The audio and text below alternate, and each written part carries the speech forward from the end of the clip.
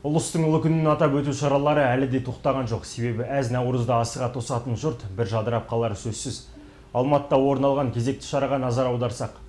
Көктемнің жылы лебімен бірге келетін ұлыстың ұлы күні Наурыз мейрамы халқымыздың терең тарихы мен бай мәдениетін дәріптейтін ерекше мереке. Жыл басы саналатын бұл күн тек табиғаттың ғана емес, адам жан дүниесінің де жаңаруын, ізгілік пен татулықты паш етеді. Уақыт сырғып, Наурыз айы аяқталғанымен көктемнің шуағындай көңілді күй, мерекелік көңіл күй әлі де жалғасып келеді. Бұл халқымыздың ұлттық рухын бойына сіңірген, тамырын тереңнен тартқан салт дәстүрлердің өміршеңдігін дәлелдейді. Осы орайда Алматы технология және флористика колледжінде ұйымдастырылған Наурыз мерекесіне арналған мерекелік іс-шара ұлттық болмысты кеңінен насихаттауға арналды.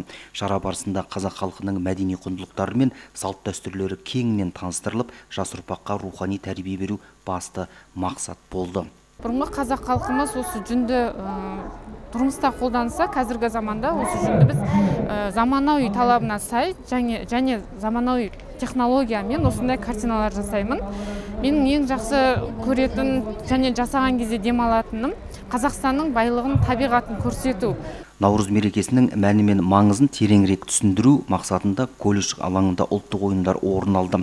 Халқымызға тән құндылықтарымыз жастардың қызығушылығын оятып, олардың бойындағы ептілік, шыдамдылық пен батылдық қасиеттерін дамытуға ықпал етті.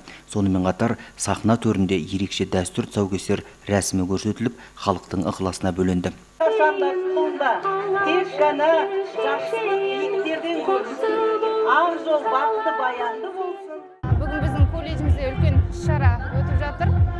Шараның негізі бастамасы біздің әз наурыздан басталса, онымен қоса Қазақстан халқы ассамблеясының 30 жылдығында мерекелі түрде атап өтіп жатырмыз. Бүгінгі шараға әртүрлі қонақтар келіп, біз жалпы мақсатымыз ұлттық салт дәстүрді дәріптеу, осы жас ұрпаққа біздің қолөнер салт дәстүрімізді үйрету, көрсету болып табылады. Соның аясында әртүрлі көрмелер ұйымдастырды. Бұдан бөлек қолөнершілердің көрмесі орын алды. Теріден жасалатын бұйымдар, жүннен салынған картиналар шара қонақтарын таңғалдырып жатты. Ұлыстың ұлы күнін атап өту шарасы ассамблеяның 30 жылдық мерейлі мерекесіне де арналды. Әр ұлт өкілдері өздерінің ұлттық киімдерін киіп, ел бірлігін сөз етті.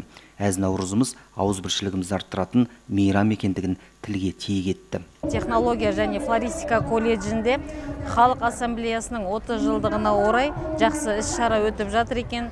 Осы біздің елімізде қаншама ұлт, қаншама халық осы бірлігіміз жарасып, жақсы өмір сүріп жатырмыз деп ойлаймын. Осылай әрқашанда бірлігіміз жарасып, аспанымыз ашық, ауызбіршілігіміз тату, осылай әрқашанда жақсы өмір сүре берейік. Бұндай шаралар тек мерекелік көңіл күй сыйлап қана қоймай, сонымен қатар жас ұрпаққа ұлттық құндылықтарды насихаттау мен олардың бойында отансүйгіштік сезімді қалыптастыруға маңызды рөл атқарады. Ұлыстың ұлы күнінде ұлықталған дәстүр халқымыздың рухани жаңғыруының жарқын көрінісі.